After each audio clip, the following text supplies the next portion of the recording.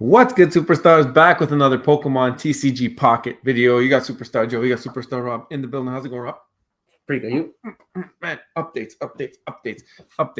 Pokemon is the biggest franchise for a reason. They listen to their community, and they are continuing to deliver on one of the most newest, exciting games of our lifetime at this point. I mean, if you guys are new here, do not forget, become a superstar. Smash the subscribe button down below. Hit the bell notifications, whenever we post about some Pokemon TCG Pocket content. You can also become a superstar VIP, level up through the stars. The longer you hold on to that membership, and then get entered into giveaways every single month. The longer you hold on, more entries into the giveaways.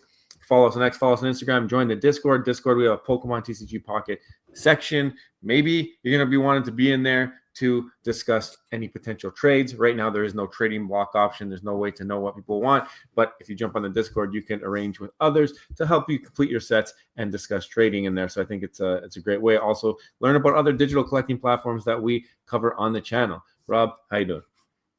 I'm doing great. So I just saw this post that came out only 2 hours ago. There's a whole big thing with trading. I think Pokemon TCG Pocket has done a really good job. The mobile app, so we could play it whenever you want, right? So it's the app. It's easily accessible. They got that reoccurring subscription that lets you open up more packs. They've brought together both collecting and gamification together, and it's made the game a pretty good game. It's also made them pretty good revenue. I can't remember the exact stat, but it was something like in the range of, I think, of like 400. Do you remember, Joe? Was it like 40 million? I can't remember. 4 million? It was a big number. I don't remember. I remember being some ridiculous number. Now, I can't really zoom in on this, so I'm just going to have to kind of read it to you. But let's see if it shows better here. See maybe if you can get a better version of it. I think that's better. That's better. So they finally released, because people went nuts over trading, and it was kind of silly. Like, when you go to make a trade, I'm not able to find a friend without literally asking them personally what they want to trade. Like, you should be able to do like a trading block and being like, I need this card, this card, this card, and this card. Anyone come to me and make me an offer. Here are the cards, and you should be able to see everyone's entire collection, so you can choose right from it. And you could put in, so I wouldn't know what the other person wants without them telling me what they're looking for. And I think that's going to make trading actually a useful function, because right now, I don't think it's very useful. They need to make it more for everybody to reach out to anybody. Right now, you really got to know the person. So the removal of trade tokens was the first thing they're going to do. They're going to completely ditch trade tokens. It's restrictive. It prevents people from being able to make lots of trades. Nobody likes them. They're hard to get. So that's the first thing they're going to do. They listen to the community. They're going to get rid of that completely. They're also going to make it now that you're going to use the shine dust to make the trades. That's what you're going to burn now. So typically when you open a booster pack, at the end, there's always a little bit of shine dust. This makes a lot of sense. It's actually to be used for something useful now. So the more packs you open, the more shine dust you have, the more trading you can do. A lot like the Stardust for Pokemon Go, where the more Stardust you have, the more trading you can do.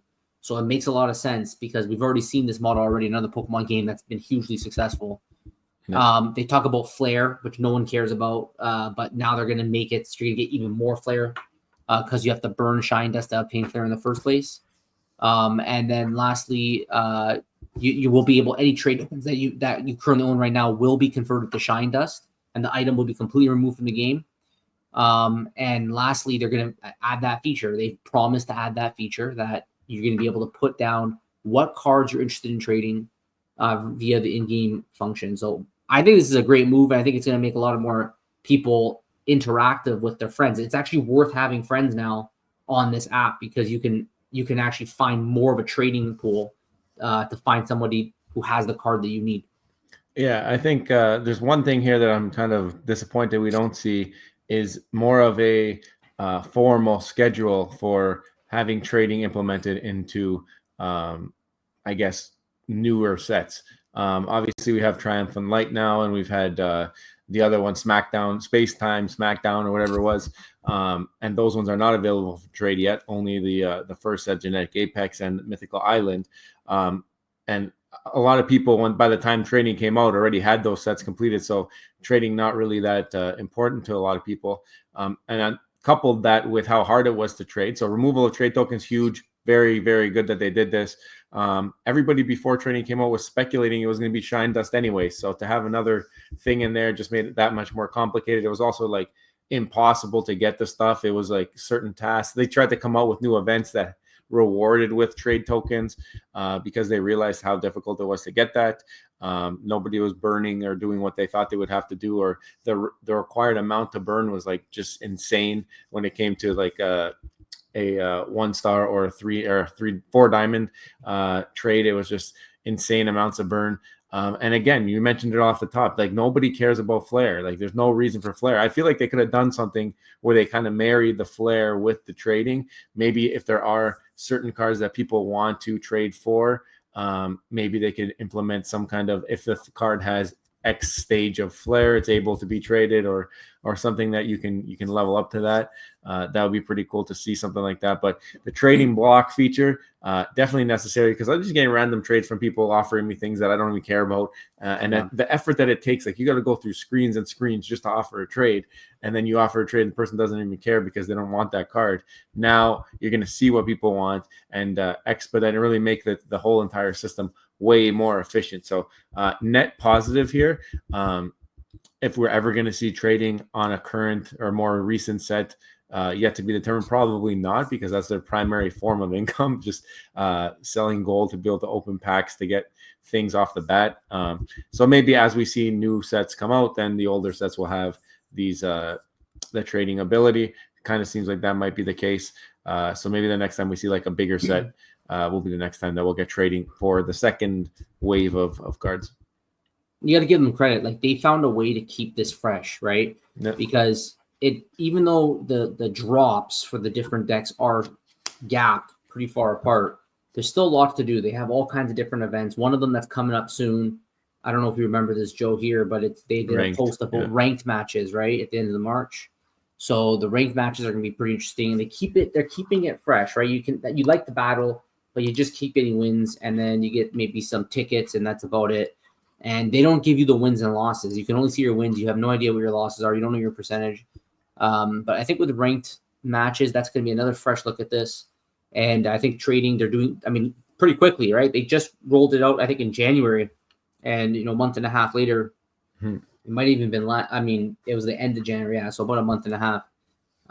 They've already provided the community with an update with how they're going to improve the app. Because a lot of people are playing this app. Pokemon's attached to it. Anything Pokemon's attached to, there's a lot of interest in this app, and seems to be doing really, really well. It's kind of like the new Pokemon Go, and it's done a great job. I think even almost better than Pokemon Go in terms of collectability, because you don't actually need to go out to get anything, right? Pokemon Go, great when you go for a walk, especially in the summer.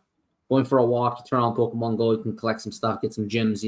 It's fun. But this here, here in Canada, it's been winter, so there's a little bit less activity outside. You can still trade, you can still collect new Pokemon from one spot. So it's not, you don't have that same geographic kind of association with it, which has its pros and cons, right? The strategy involved. Maybe they eventually could always tie it to geographic. They maybe can always add that down the line. You never know. There's lots of features that they could add that would make the game a lot of fun. I think this ranked format that you're talking about, that opens the door for